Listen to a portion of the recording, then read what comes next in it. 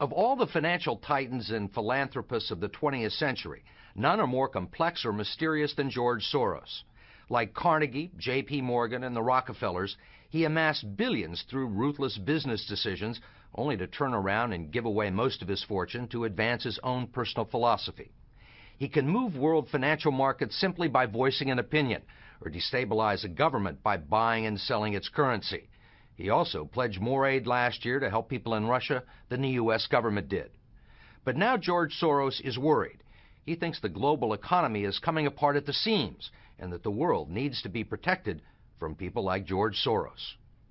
We may now think that everything is fine, but the fact is that the system is broke and it needs fixing. What you're doing is asking some form of regulation to protect the world against you. Well, I am a player, and I think all players should be regulated. There have to be rules of the game. Take 81,000 to buy. Buy 48,000. Buy him 69,000 YUM. Right now, his Quantum Group hedge fund moves $14 billion of rich investors' money around the world every day, looking for profits and answering to no one. Soros makes huge bets on whole countries and economies. Last year, when he saw cracks in the Asia boom, he began selling the currency in Thailand. Traders in Hong Kong followed suit, triggering a financial crisis that plunged much of Asia into a depression. In the last 2 years, you've been blamed for financial collapse of Thailand, Malaysia, Indonesia, Japan, and Russia. Yeah, all of the above. All of the above. Yeah. Are you that powerful? No, I think there's a great misunderstanding. The Prime Minister of Malaysia, yes, said that the region spent 40 years trying to build up its economy, and along comes a moron like Soros, right, with a lot of money, and it's all over. He called you a criminal. It's easier for him to blame an outside force than to admit that they were mismanaging their economy and their currency. The French finance minister talked about hanging speculators from lampposts. Soros says the Asian currencies would have collapsed even if he hadn't been in the market. They were overvalued. He says people tend to follow his lead because he's been so successful. I think that I've been blamed for everything. I am basically there to make money. I cannot and do not look at the social consequences of what I do. This man is a carnivore of the first order. Jim Grant is the editor of Grant's Interest Rate Observer and one of Wall Street's most respected analysts. He never tires of watching Soros, in part because of the huge bets he's willing to place on his hunches. He has always amazed the people he's worked with at his audacity and his willingness to back up his commitments with enormous sums of money. It causes the blood to drain from ordinary mortals' faces. Like risking $2 billion in Russia.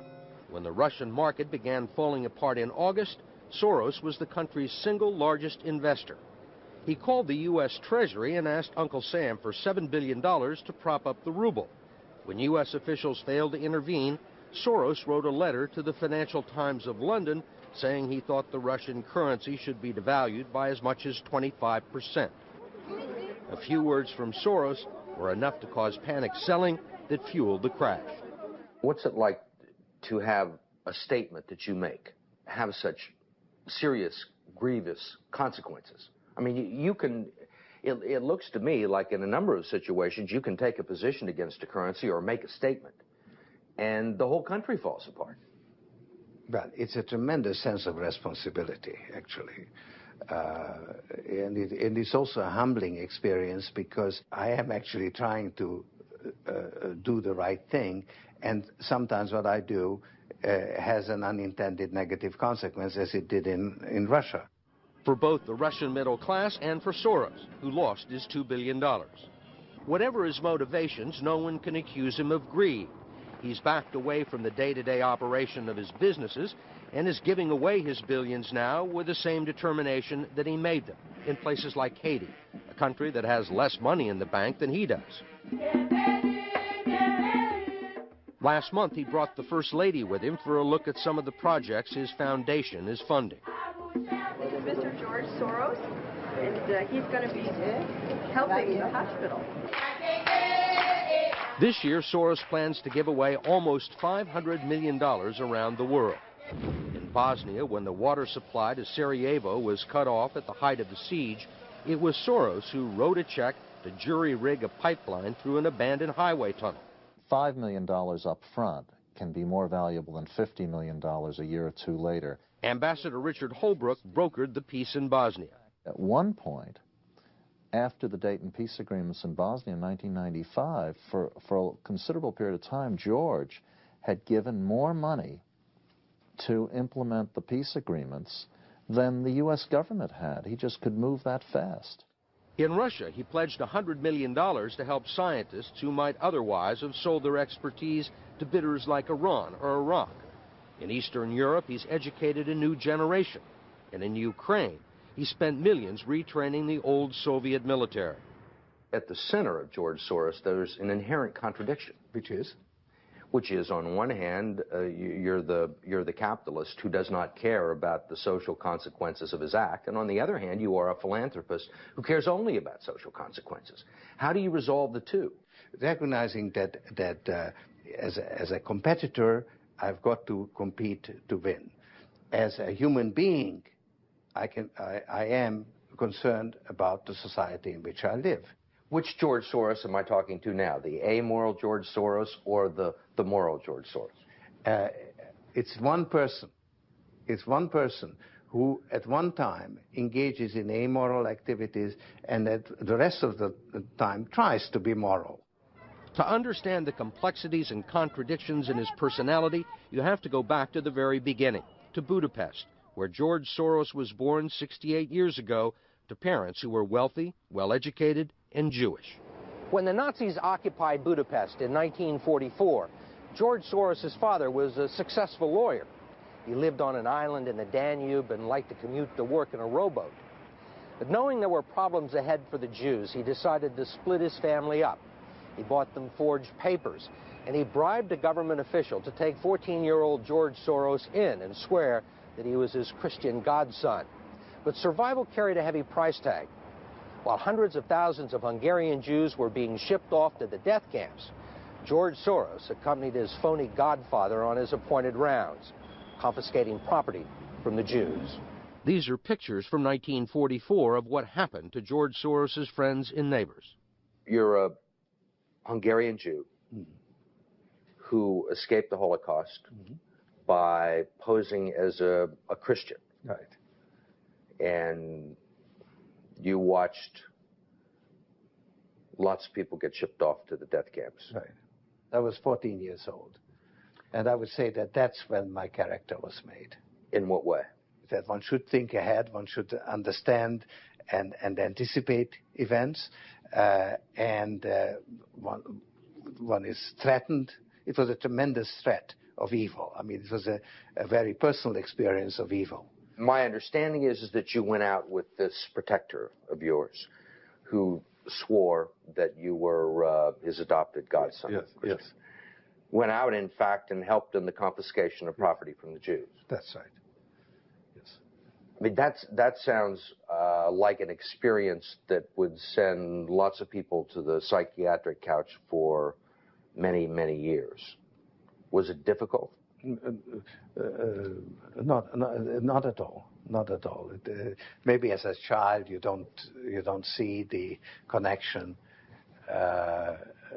but it created no problem at all. No feeling of guilt. No.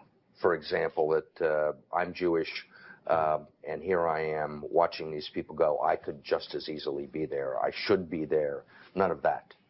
Well, of course, I could be on the other side, or I could be the one from whom the thing is being taken away. But there was no sense that I shouldn't be there, because that was, well, actually, funny way, it's just like in markets, that if I weren't there, of course I wasn't doing it, but somebody else would be taking it away anyhow. In other words, whether I was there or not, I was only a spectator. The property was being taken away. So I had no role in taking away that property. So I had no sense of guilt. Are you religious? No. Do you believe in God? No. Soros told us he believes God was created by man, not the other way around, which may be why he thinks he can smooth out the world's imperfections. When we went with him to Ukraine, he was treated like a visiting head of state and was received by the president. Then he was received by the prime minister and finally the central bank. 20% in cash. They even allowed him to look at the books and asked him for advice. Lots of people want George Soros' advice. Most recently, South African President Nelson Mandela. Actually, President Mandela asked me, how could South Africa protect itself against speculators like you? And I told him, I wrote him a memo, trying to give him the best advice I could, how to reduce the exposure of South Africa to speculative attack.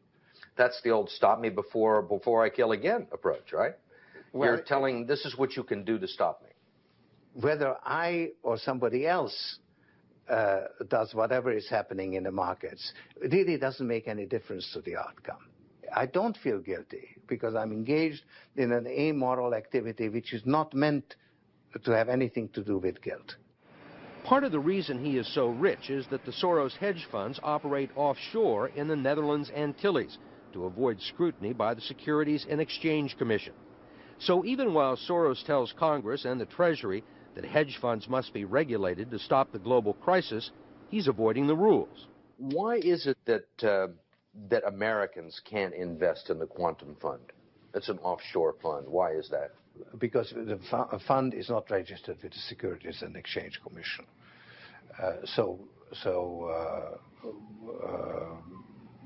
We are not licensed to do business in the United States. That's right. Because? Because we are not registered with the Securities and Exchange Commission. Because we find it more convenient to operate without it. So in some ways it's to escape regulation. Yeah, that's right. But you've been sitting here talking about the need for regulation. Yes, and whatever regulations are imposed, we will obey. We already conform to everything. If the beneficiaries of Soros's billions do not understand the intricacies of SEC rules and offshore hedge funds, they do understand what he's done for them. The president of Haiti is reading his new book, The Crisis of Global Capitalism, and so is President Clinton. Will all the attention spoil George Soros? George Soros, in a way, is Donald Trump without the humility. One of your money manager told us that George really does think he's a god. I mean, if you think that you're God and you go into financial markets, you're bound to come out broke. So the fact that I'm not broke shows that I don't believe that I'm God.